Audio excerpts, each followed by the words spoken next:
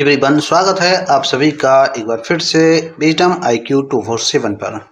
Friends, हम अपने LT grade geography की सीरीज में आगे बढ़ते हुए आज चर्चा करेंगे सेट 5 की।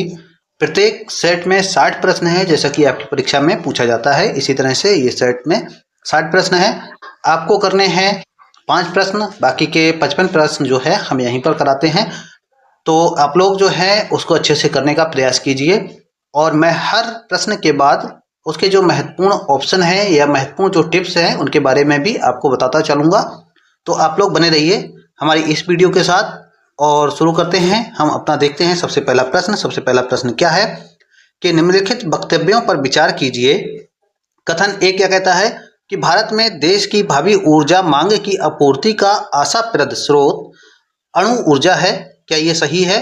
हाँ, ऑप्शन ए सही है। भारत में अणु खनिज सर्वत्र सुलभ है। क्या भारत में अणु खनिज जो है अधिक या ऐसे कहें कि आसानी से मिल जाने वाला है? नहीं। भारत में जो है अणु खनिज, यानी कि जैसे हम बात करें यूरेनियम, जो है अल्प मात्रा में है, और ये जो है आयात पर निर्भर है। भारत आयात पर निर्भर है, तो इसलिए ऑप्शन जो है यानी कि आर जो है वह गलत है। तो यहाँ पर कौन सा सही होगा? ए सही है, परंतु आर गलत है। ऑप्शन सी सही होगा। ऑप्शन सी सही है। नेक्स्ट क्वेश्चन देखते हैं। नेक्स्ट है कि भारत में प्रथम जल विद्युत पावर स्टेशन स्थापित किया गया था। भारत में प्रथम जल विद्युत पावर स्टेशन कहाँ स्थापित किया गया था? ये किया गया था सिड्रापोंग में, यानी कि ऑप्शन ए सही है।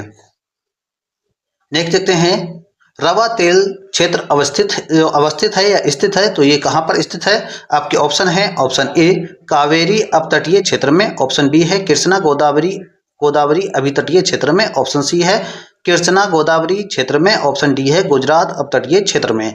तो ये जो है रवा क्षेत्र जो है ये बंगाल की खाड़ी से 80 किलोमीटर जो तट है उससे 80 किलोमीटर की दूर रिलायंस कंपनी के द्वारा खोजा गया था, और ये है कृष्णा गोदावरी अभितटीय क्षेत्र, यानी कि ऑप्शन बी सही है।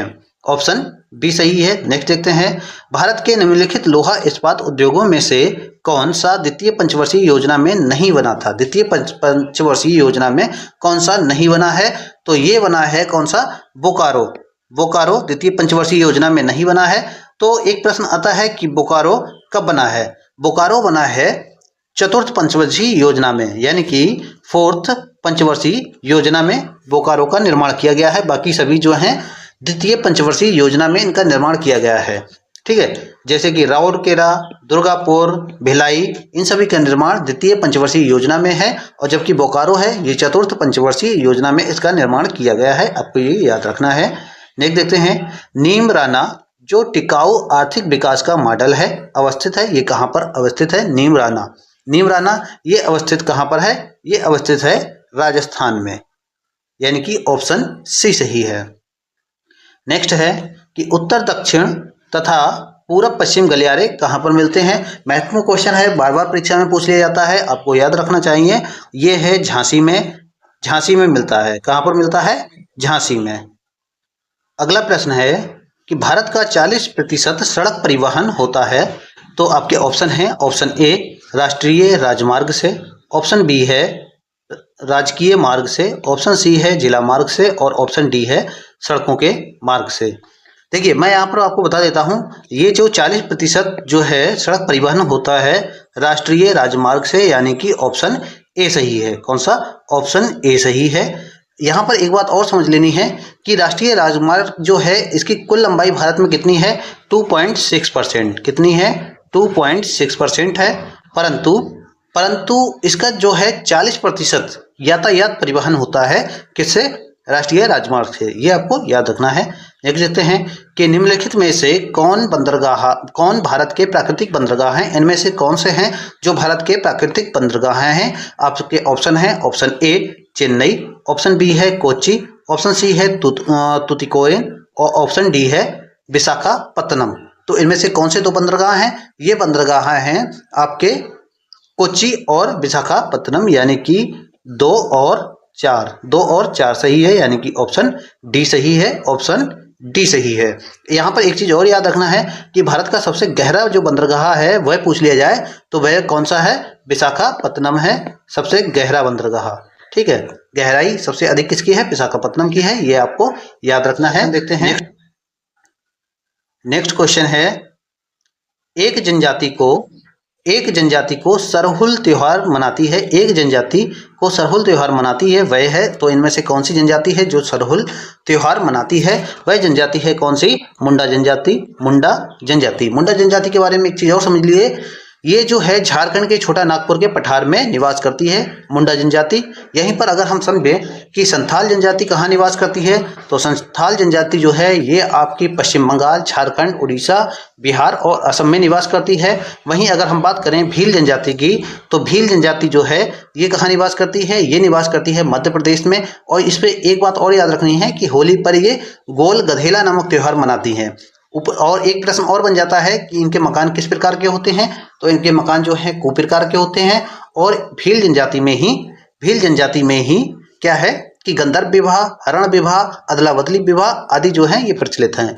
यहीं पर थारू जनजाति जो है उत्तर प्रदेश में निवास करती है और ये बजहर त्योहार मनाती है। तो आपका ऑप्शन यहाँ पर कौन सा सही है, ऑप्शन बी सही है। नेक्स्ट देखते हैं, जया, पद्मा एवं कृष्णा निम्नलिखित में से किस धान्य यानी कि सीरियल की उन्नत किस्में हैं, किस धान्य, तो यहाँ पर देखिए ये जो है धान की किस्में हैं, धान्य की किस्में हैं जया, पद्मा और कृष्णा, ये किसकी हैं, धान्य की किस्में हैं, ये आपको याद रखना है। नेक्स्ट देखते हैं कि भारत में 4 गन्ना उत्पादक राज्यों का घटते हुए यानी कि डिक्रीजिंग ऑर्डर क्रम में सही अनुक्रम क्या होगा। तो आपको पता होना चाहिए कि सबसे अधिक गन्ना उत्पादन कहाँ होता है, उसके बाद कहाँ होता है, उसके बाद कहाँ होता है, उसके बाद कहाँ होता है, ये आपसे पूछा गया है। तो देखिए सबसे अधिक जो गन्ना उत्पादन होता है वह होता है उत्तर प्रदेश में, उसके बाद महाराष्ट्र में, उसके बाद तमिलनाडु में, उसके बाद कहाँ पर, आंध्र प्रदेश में। यहाँ पर हमारा कौन सा ऑप्शन सही होगा, यानी कि उत्तर प्रदेश, महाराष्ट्र, तमिलनाडु, आंध्र प्रदेश, यानी कि ऑप्शन कौन सा सही है, ऑप्शन बी सही है, ऑप्शन बी सही है। नेक्स्ट देखते हैं, भारत का सबसे बड़ा कपास उत्पादक है, कपास उत्पादक कौन सा है सबसे बड़ा, तो कपास उत्पादन जो है भारत में सबसे अधिक होता है कहाँ पर, गुजरात में। कहाँ पर, गुजरात में। यहीं पर अगर एक क्रम आपसे पूछ लिया जाए तो क्रम के मामले में आपको याद रखना है गुजरात, महाराष्ट्र, आंध्र प्रदेश, हरियाणा, गुजरात, महाराष्ट्र, आंध्र प्रदेश, हरियाणा। और एक बात और आपको याद रखनी है कि भारत में कपास उत्पादन विश्व का लगभग 20% होता है, ये आपको याद रखना है। एक फसली कृषि की विशेषता क्या है, जहां पर एक फसल होती है उस कृषि की विशेषता पूछी गई है, उस कृषि की विशेषता होती है व्यापारिक अन्य कृषि की, यानी कि ऑप्शन ए सही है।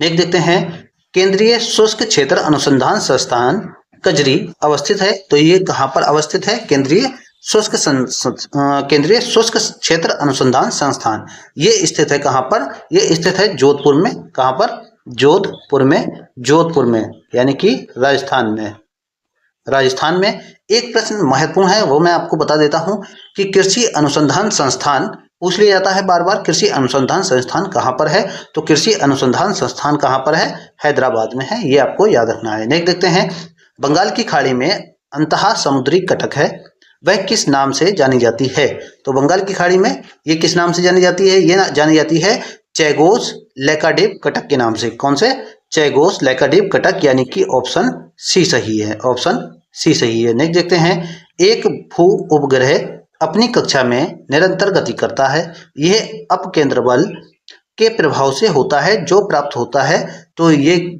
कहाँ से प्राप्त होता है, पृथ्वी द्वारा उपग्रह पर लगने वाले गुरुत्वाकर्षण से प्राप्त होता है। तो यहाँ पर कौन सा ऑप्शन सही है, ऑप्शन बी सही है, यानी कि पृथ्वी द्वारा उपग्रह पर लगने वाले गुरुत्वाकर्षण से। ठीक है, ऑप्शन बी सही है। देख देखते हैं, मौसम परिवर्तन पृथ्वी की गति को किस विशिष्टता से होता है, यानी कि मौसम जो परिवर्तन है वह पृथ्वी की गति की कौन सी विशिष्टता है उसके द्वारा होता है। क्या ये सूर्य के चारों ओर परिक्रमा के द्वारा होता है, क्या धुरी पर 23.5 डिग्री अंश पर जो पृथ्वी झुकी हुई है क्या उसके द्वारा होता है, ये जो होता है मौसम परिवर्तन ये दोनों के द्वारा होता है, यानी कि ए और बी दोनों के सम्मिलित प्रभाव से होता है, ऑप्शन सी सही होगा यहाँ पर। नेक्स्ट देखते हैं, नेक्स्ट है, निम्नलिखित में से कौन सी विषुवत रेखा को 2 बार काटती है? इनमें से कौन सी नदियां हैं जो विषुवत रेखा को 2 बार काटती हैं? कौन सी नदी है? ये नदी है कांगो, यानी कि कांगो जायरे नदी। कांगो जायरे नदी यानी कि ऑप्शन ए सही है। और ये नदी कहाँ पर है? ये नदी है अफ्रीका में। कहाँ पर? अफ्रीका में अवस्थित है। 2-3 प्रश्न यहाँ से और मैं बता देता हूँ। एक तो है प्रश्न कि पूछा कौन सा गया है? विषुवत रेखा को। अब यहीं पर अगर पूछ लेता है कि मकर रेखा को 2 बार काटने वाली नदी, उसका नाम बताइए, तो उसका नाम है लिम्पोपो नदी। क्या नाम है? लिम्पोपो नदी। लिम्पोपो नदी मकर रेखा को 2 बार काटती है। ठीक है, ये आपको याद रखना है। एक प्रश्न भारत से भी बनता है कि भारत में एक नदी है माही नदी। माही नदी, माही नदी जो है ये कर्क रेखा को 2 बार काटती है। ये आपको याद रखना है, कर्क रेखा को 2 बार काटती है। कौन सी? माही नदी। नेक्स्ट क्वेश्चन है कि 1 डिग्री अक्षांश कितने किलोमीटर को निरूपित करता है? 1 डिग्री अक्षांश जो है ये 111 किलोमीटर को निरूपित करता है। 1 डिग्री अक्षांश। यहीं पर अगर एक प्रश्न और पूछ लिया जाए कि 1 डिग्री देशांतर जो है कितनी दूरी को निरूपित करता है? ये करता है कितना? देशांतर, मैं बात कर रहा हूं देशांतर की। तो देशांतर 111.23 किलोमीटर। लेकिन आपको यहाँ पर एक ही बात और याद रखनी है कि जो 111.23 किलोमीटर है ये जो देशांतर पर कहाँ से मापा जाता है? भूमध्य रेखा पर। भूमध्य रेखा पर यानी कि विषुवत रेखा पर मापा जाता है। तो वहां से 1 डिग्री देशांतर की दूरी कितनी होगी? 111.23 किलोमीटर होगी। तो यहाँ पर कौन सा ऑप्शन सही है? ऑप्शन सी सही है। नेक्स्ट देखते हैं, दक्षिण अमेरिका का सबसे घना बसा देश कौन सा है? तो दक्षिण अमेरिका का सबसे घना जो बसा हुआ देश है वह कौन सा है? देश है, हाँ सॉरी देश है, तो वह कौन सा है? इक्वाडोर। कौन सा है? इक्वाडोर। अगर यहीं पर क्रम पूछ लिया जाए तो क्रम के बारे में आपको याद रखना है। सबसे घना बसा हुआ कौन सा है? इक्वाडोर है। उसके बाद कोलंबिया है, उसके बाद वेनेजुएला है, उसके बाद ब्राजील, उसके बाद बोलीविया। तो ये आपको याद रखना है। नेक्स्ट है कि निम्न में से किनके द्वारा इजराइल की सीमा साझा की जाती है? यानी कि इजराइल की सीमा पर कौन कौन से देश हैं? ये मैंने आपको पिछले वीडियो में बताया था कि आपको इजराइल, तुर्की और जो गाजा है इनकी सीमाएं एक बार मैप में देख लेनी है। तो आपको ये हमेशा याद रखना होगा। तो देखिए मैं आपको बता देता हूं कि इजराइल की सीमा पर स्थित कौन कौन से देश हैं? लेबनान, सीरिया, जॉर्डन, मिस्र। लेबनान, सीरिया, जॉर्डन, मिस्र, यहाँ पर सबसे पहला ही ऑप्शन है लेबनान, सीरिया, जॉर्डन, मिस्र। यहाँ पर एक प्रश्न और बन जाता है कि सबसे अधिक इजराइल की सीमा से कौन सा देश है लगा हुआ? तो वह है कौन सा? जॉर्डन। सबसे अधिक सीमा साझा करता है कौन सा देश इजराइल से? जॉर्डन सीमा साझा करता है। नेक्स्ट देखते हैं कि ज्वालामुखी उद्गार के निम्नलिखित प्रकारों में से कौन सा एक प्रायः विस्फोटक नहीं है? इनमें से कौन सा एक विस्फोटक नहीं है? तो वह है हवाईयन, यानी कि ऑप्शन बी सही है। नेक्स्ट देखते हैं, एनीमोमीटर का प्रयोग नापने हेतु किया जाता है, यानी कि किसके नापने हेतु एनीमोमीटर का प्रयोग किया जाता है? तो ये किया जाता है किसके लिए? पवन की गति को मापने के लिए किया जाता है एनीमोमीटर का प्रयोग। यहाँ पर और भी 1-2 प्रश्न बन जाते हैं। देखिए, तापक्रम का मापन किसके द्वारा किया जाता है? तापक्रम का मापन होता है कैलोरी मीटर के द्वारा। किसके द्वारा? कैलोरी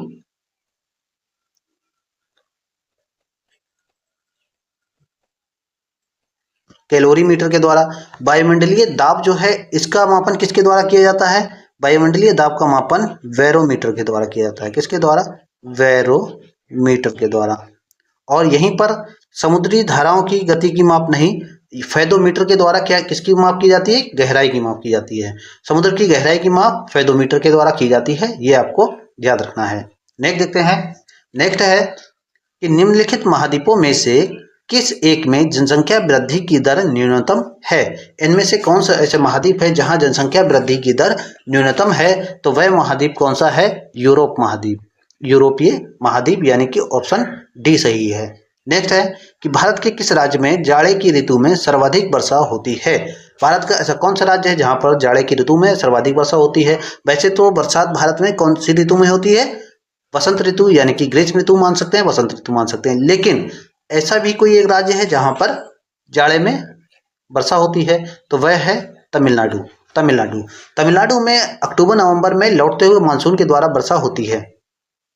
नेक्स्ट देखते हैं, पद, भेड़पीठ शैल या रॉस मुटान निम्नलिखित में से किस एक से संबद्ध है? इनमें से किससे संबंध है? ये है हिमनदीय प्रक्रिया से। किससे? हिमनदीय प्रक्रिया से, यानी कि ऑप्शन सी सही है।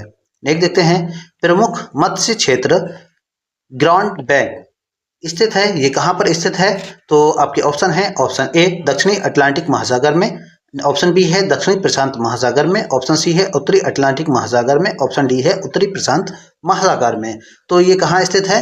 उत्तरी अटलांटिक महासागर में। कहाँ पर? उत्तरी अटलांटिक महासागर, यानी कि ऑप्शन सी सही है। नेक्स्ट देखते हैं, निम्नलिखित में से कौन खनिज तेल उत्पादन हेतु प्रसिद्ध है? खनिज तेल के उत्पादन हेतु इनमें से कौन प्रसिद्ध है? तो ये प्रसिद्ध है किरकुक।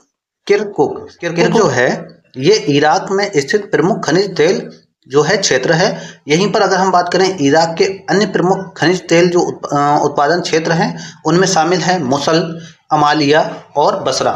ये जो प्रमुख खनिज क्षेत्र हैं इनके नाम आ सकते हैं या तो मिलान के लिए या इसी तरह से आपको नाम दिए जाएंगे और इनके बारे में पूछ लिया जाएगा। तो एक बार आपको याद रखना है कि इराक के प्रमुख तेल खनिज उत्पादन क्षेत्र कौन कौन से हैं? किरकुक, मोसल, अमालिया और बसरा। नेक्स्ट क्वेश्चन देखते हैं, क्वेश्चन क्या है हमारा? नेक्स्ट है कि भारत के निम्नलिखित राज्यों का लिंगानुपात के अनुसार घटता हुआ क्रम कौन सा है? लिंगानुपात की बात हो रही है तो इसमें घटता हुआ क्रम पूछा गया है। तो घटता हुआ क्रम अगर हम बात करें तो ये है केरल, तमिलनाडु, छत्तीसगढ़, उत्तर प्रदेश। केरल, तमिलनाडु, छत्तीसगढ़, उत्तर प्रदेश, यानी कि ऑप्शन कौन सा सही है? ऑप्शन केरल, तमिलनाडु, छत्तीसगढ़, उत्तर प्रदेश, यानी कि ऑप्शन ए सही है। सबसे कम लिंगानुपात कहाँ का है? ये भी प्रश्न पूछ लिया जाता है। तो सबसे कम लिंगानुपात हरियाणा का है, ये आपको याद रखना है। नेक्स्ट है कि निम्नलिखित में से किस प्रकार की मृदा भारत में नहीं पाई जाती है? इनमें से ऐसी कौन सी मृदा है जो भारत में नहीं पाई जाती है? आपके ऑप्शन है, ऑप्शन ए जलोढ़ मृदा, ऑप्शन बी है लोएस मृदा, ऑप्शन सी है लेटराइट मृदा, ऑप्शन डी है काली मिट्टी।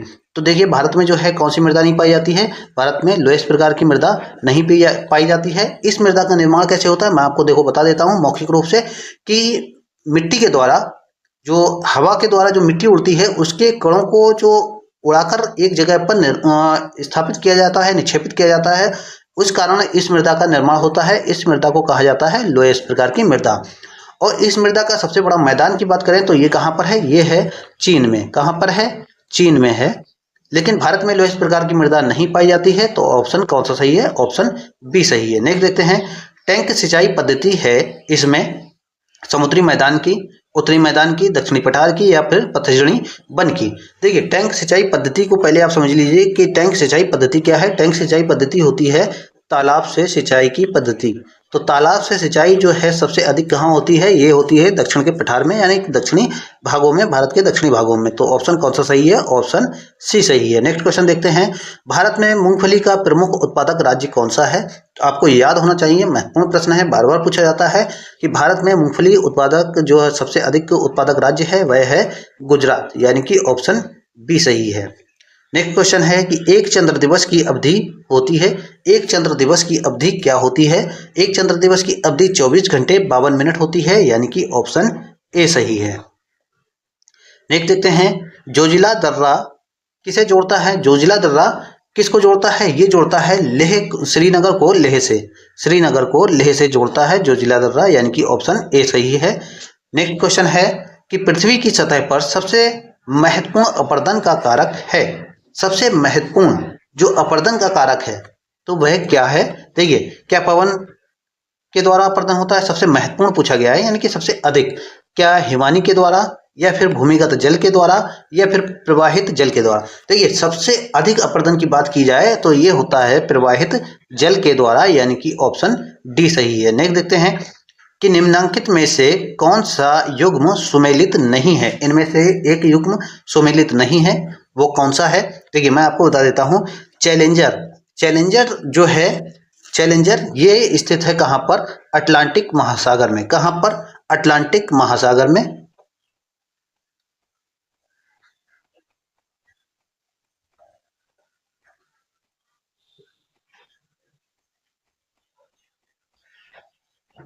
यानी कि यहाँ पर पहला ही जो है ये सुमेलित नहीं है। तो चैलेंजर कहाँ पर है? अटलांटिक महासागर में। नहीं देखिए, सुंडा जो है हिंद महासागर में, वाल्डिविया दक्षिणी प्रशांत महासागर में, टोंगा जो है दक्षिणी अटलांटिक महासागर में स्थित है। तो ये आपको इस तरह के प्रश्न आपको याद रखना है। नेक्स्ट देखते हैं कि भारत में गंगा यमुना के मैदानी भाग में पाए जाने वाले ग्रामीण अधिवास किस प्रतिरूप के होंगे? तो गंगा यमुना के मैदान में किस प्रतिरूप के होंगे? ये होंगे नाभिक प्रतिरूप के। नाभिक प्रतिरूप होने का मेन कारण यहाँ पर क्या होता है कि इन गांवों में नींव डालने वाला जो मुखिया होता है उसका घर केंद्र में होता है, इसलिए इनको नाभिक प्रकृति के या प्रतिरूप के अधिवास कहा जाता है। तो ऑप्शन डी सही है। नेक्स्ट देखते हैं कि भूगर्भ के अंदर पिघला हुआ पदार्थ कहलाता है। भूगर्भ के अंदर पिघला हुआ पदार्थ क्या कहलाता है? ये कहलाता है लावा। लावा। और भूगर्भ के बाहर जब आ जाता है तो ये क्या कहलाता है? मैग्मा। ये आपको याद रखना है। लेकिन भूगर्भ के अंदर होगा तो ये क्या कहलाएगा? ये कहलाएगा लावा, यानी कि ऑप्शन ए सही है। नेक्स्ट है कि निम्नांकित में से किस समूह से एस्किमो संबंधित है? एस्किमो जो है किससे संबंधित है? ये संबंधित है मंगोलाइड से, यानी कि ऑप्शन बी सही है। नेक्स्ट देखते हैं, निम्न में से किसे वैश्विक विरासत का वन माना जाता है? इनमें से कौन है जिसको वैश्विक विरासत का वन माना जाता है? तो देखिए, मैं सबसे पहले आपको बता देता हूँ, वैश्विक विरासत का वन भारत में जो है विश्व धरोहर के रूप में 5 नैसर्गिक स्थानों का चयन किया गया है जिनको वैश्विक विरासत वन माना गया है। मैं आपको नंबर वाइज बता देता हूँ क्योंकि यहाँ लिखूंगा तो काफी समय लगेगा। देखिए, सबसे पहले नंबर पर काजीरंगा राष्ट्रीय उद्यान असम, मानस वन्यजीव अभ्यारण्य असम, सुंदरबन बंगाल, केवलादेव राष्ट्रीय उद्यान राजस्थान और नंदा देवी क्षेत्र उत्तराखंड। ये 5 जो हैं ये इनको माना गया है वैश्विक विरासत वन माना गया है। यहाँ पर पूछा गया है कि वैश्विक विरासत वन किसको माना गया है? किसको माना गया है? पश्चिम बंगाल में सुंदरबन को, यानी कि ऑप्शन बी सही है। ऑप्शन बी सही है। यहाँ पर काजीरंगा भी दिया है, तो यहाँ पर काजीरंगा भी देने का मतलब ये हुआ कि ये जो क्वेश्चन है क्वेश्चन ही गलत है। ऐसे क्वेश्चनों को आयोग जो है मूल्यांकन से बाहर कर देता है, तो आपको ऐसे क्वेश्चनों पर भी नजर बना कर रखनी है। नेक्स्ट देखते हैं कि वह कौन सा महाद्वीप है जिसमें एक भी ज्वालामुखी नहीं है? तो ये महाद्वीप कौन सा है? ये महाद्वीप है ऑस्ट्रेलिया महाद्वीप, यानी कि ऑप्शन बी सही है। नेक्स्ट देखते हैं, पेट्रोलियम की संचित राशि किस देश में सर्वाधिक है? पेट्रोलियम की संचित राशि पूछी गई है, तो ये कहाँ पर है सबसे अधिक? ये है सऊदी अरब में, यानी कि ऑप्शन डी सही है। नेक्स्ट देखते हैं, निम्नलिखित में से कौन प्रवाल भित्तियों का एक वर्ग नहीं है? इनमें से कौन सा जो है प्रवाल भित्तियों का एक वर्ग नहीं है? आपका ऑप्शन है ऑप्शन ए तटीय प्रवाल, ऑप्शन बी है अटाल, ऑप्शन सी है महासागरीय द्रोणी, ऑप्शन डी है अवरोधी प्रवाल। देखिए, प्रवाल भित्तियों का एक वर्ग पहले देख लेना है कि प्रवाल भित्तियों के वर्ग कौन कौन से हैं। तटीय प्रवाल, अटाल प्रवाल और अवरोधी प्रवाल जो है ये प्रवाल भित्तियों के वर्ग हैं, जबकि महासागरीय द्रोणी जो होती है ये प्रवाल भित्तियों के वर्ग नहीं है, प्रवाल भित्तियों का वर्ग नहीं है। तो ऑप्शन सी सही है। नेक्स्ट क्वेश्चन है, 5 खंडों में प्रकाशित कॉस्मॉस किसकी सर्वाधिक महत्वपूर्ण कृति है? तो कॉस्मॉस जो है ये है हम्बोल्ट की, यानी कि ऑप्शन सी सही है। नेक्स्ट है कथन कारण वाला प्रश्न। ये है, अफ्रीका को प्रायः अंध महाद्वीप के नाम से जाना जाता है। कथन कहता है कि अफ्रीका को प्रायः अंध महाद्वीप के नाम से जाना जाता है। तो क्या कथन सही है? हाँ, कथन सही है। कारण अफ्रीका के सघन भूमध्य रेखीय वनों में सूर्य का प्रकाश धरातल तक नहीं पहुंच पाता है। सघन जो वन है, तो ये भी सही है। तो यहाँ पर पूछा क्या गया है कि कथन और कारण सही है, क्या इनकी व्याख्या सही है? नहीं, कथन और कारण दोनों सही हैं, पर क्या स्पष्टीकरण सही नहीं है? हाँ, स्पष्टीकरण सही नहीं है, यानी कि ऑप्शन कौन सा सही है? ऑप्शन बी सही है। चलिए नेक्स्ट क्वेश्चन देखते हैं। नेक्स्ट क्वेश्चन है कि निम्नलिखित में से कौन सा युग्म सही नहीं है, यानी कि कौन सा युग्म सही सुमेलित नहीं है? तो आप इसमें देखें, ग्रेनाइट किससे संबंधित है? अग्नि से संबंधित है। हाँ बिल्कुल, ग्रेनाइट अग्नि से संबंधित है। स्लेट किससे संबंधित है? अपसादी से संबंधित है? नहीं, स्लेट जो है अपसादी से संबंधित नहीं है, ये संबंधित है किससे? रूपांतरित चट्टानों से। किससे? रूपांतरित चट्टानों से संबंधित है। नीस रूपांतरित चट्टानों से संबंधित है। हाँ बिल्कुल। बेसाल्ट अग्नि से संबंधित है। हाँ बिल्कुल। यहाँ पर कौन सा पूछा क्या गया है? सही सुमेलित नहीं है। तो इसमें कौन सा सही सुमेलित नहीं है? बी सही सुमेलित नहीं है, यानी कि ऑप्शन बी सही होगा। यानी कि स्लेट जो है रूपांतरित चट्टानों से संबंधित है, ना कि अपसादी चट्टानों से। नेक्स्ट देखते हैं, निम्न में से कौन सा जल डमरू मध्य काला सागर और मरमरा सागर को जोड़ता है? तो इनमें से कौन सा जल डमरू मध्य है जो काला सागर और मरमरा सागर को जोड़ता है? ये है बोस्फोरस जल डमरू मध्य। कौन सा? बोस्फोरस जल डमरू मध्य, यानी कि कौन सा? ऑप्शन बी सही है। नेक्स्ट है कि दो समांतर भ्रंशों के बीच धंसे हुए भाग को क्या कहते हैं? दो समांतर भ्रंशों के बीच के धंसे हुए भाग को कहते हैं क्या? भ्रंश घाटी। ऑप्शन डी सही है। नेक्स्ट क्वेश्चन देखते हैं।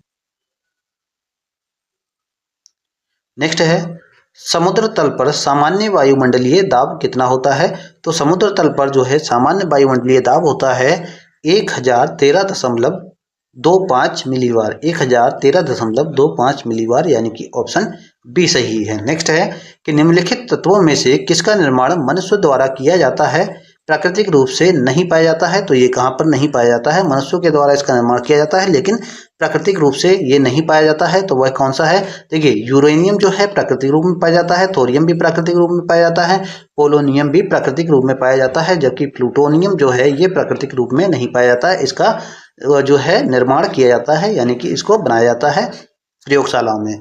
तो ऑप्शन कौन सा सही है? ऑप्शन बी सही है। ऑप्शन बी सही है। नेक्स्ट देखते हैं, नया संसार नामक पुस्तक किस भूगोल वेत्ता के द्वारा लिखी गई है? तो नया संसार नामक पुस्तक जो है ये मार्टोनी डी के द्वारा लिखी गई है। किसके द्वारा? मार्टोनी डी के द्वारा, यानी कि ऑप्शन बी सही है। नेक्स्ट है कि प्लेट शब्द का सर्वप्रथम प्रयोग करने वाला विद्वान कौन था? तो प्लेट शब्द का सर्वप्रथम प्रयोग करने वाला विद्वान था दूजो विल्सन। कौन था? दूजो विल्सन, यानी कि ऑप्शन बी सही है। नेक्स्ट है, गोखोर झील को जाना जाता है। गोखोर झील को किससे जाना जाता है? देखिए, गोखोर झील को बिल्ला बोंग से भी जाना जाता है, मोर्ट झील से भी जाना जाता है और वायु से भी जाना जाता है, यानी कि यहाँ पर ऑप्शन कौन सा सही होगा? ऑप्शन डी सही है, उपर्युक्त सभी से जाना जाता है। नेक्स्ट है, उष्णकटिबंधीय सदाबहार वन कहाँ पाए जाते हैं? उष्णकटिबंधीय सदाबहार वन ये असम में भी पाए जाते हैं, पश्चिम बंगाल में पाए जाते हैं और उड़ीसा में भी पाए जाते हैं, यानी कि ऑप्शन कौन सा सही है? ऑप्शन डी सही है, उपर्युक्त सभी। देखिए, उष्णकटिबंधीय वन जो है वहाँ पर पाए जाते हैं जहाँ औसत वार्षिक वर्षा 200 सेंटीमीटर से 250 सेंटीमीटर हो, और इसके अलावा तापमान जो तापक्रम है वह भी 24 डिग्री से 27 डिग्री सेल्सियस के अप्रोक्स होना चाहिए। तो वहाँ पर जो है सदाबहार उष्णकटिबंधीय सदाबहार वन पाए जाते हैं। इसके अलावा नमी भी प्रचुर मात्रा में होनी चाहिए। नेक्स्ट है, लेपोलिथ तथा फैकोलिथ किस वर्ग की चट्टानें हैं? तो लेपोलिथ और फैकोलिथ जो हैं ये अग्नेय प्रकार की चट्टानें हैं। अग्नेय प्रकार की चट्टानें हैं। जब ज्वालामुखी नीचे फटने से पहले जो नीचे बबल या लावा बनता है, उस लावा के उभार से, यानी कि लावा जो उठता है उसके उभार से जो चट्टानों का निर्माण होता है, गुंबदनुमा चट्टानों का निर्माण होता है, उनको लेकोपिथ और फैकोलिथ कहा जाता है। किसी दिन मैं आपको मैप के द्वारा समझाऊंगा, उसको आप लोग देखना। तो यहाँ पर बस इतना ही याद रखिए, इनको किस चट्टाने, किस वर्ग की चट्टाने कहा जाता है? अग्नेय प्रकार की चट्टाने कहा जाता है, यानी कि ऑप्शन ए सही है। नेक्स्ट देखते हैं कि निम्नलिखित में से किसने सर्वप्रथम गहन परिस्थितिकी शब्द का प्रयोग किया है? तो इसका आंसर आपको कमेंट बॉक्स में देना है। कौन सा ऑप्शन सही होगा ये आपको बताना है। तो इसी तरह से 56 से 60 तक, यानी कि 56 से 60 तक आपको प्रश्न का जो है ऑप्शन आपको कमेंट बॉक्स में लिखना है। नेक्स्ट देखते हैं, भारत की निम्नलिखित झीलों में से कौन असम में स्थित है? आपको इसका ऑप्शन जो है देखना है और कौन सा सही ऑप्शन है उसके बारे में आपको कमेंट बॉक्स में लिखना है। नेक्स्ट है कि निम्नलिखित में से प्राथमिक सेल कौन है? आप बताइए इसके बारे में। चावल किस प्रकार की जलवायु का पौधा है? तो चावल किस प्रकार की जलवायु का पौधा है ये भी आपको बताना है। लदांग कृषि प्रचलित है, तो लदांग कृषि जो है कहाँ प्रचलित है, इसका भी ऑप्शन आपको जो है कमेंट बॉक्स में लिखना है। अगर आप इनके ऑप्शन चाहते हैं तो आप लोग कमेंट बॉक्स में एक मैसेज कीजिए और मुझे बताइए कि आपको इनके ऑप्शन देखना है कौन कौन से सही हैं, तो मैं आपको इनके ऑप्शन भी वहाँ पर मेंशन कर दूंगा। यदि आपको ये वीडियो अच्छी लग रही है तो आप लोग इसको लाइक कीजिए, चैनल को सब्सक्राइब कर लीजिए। ऐसी ही अन्य वीडियो के लिए धन्यवाद।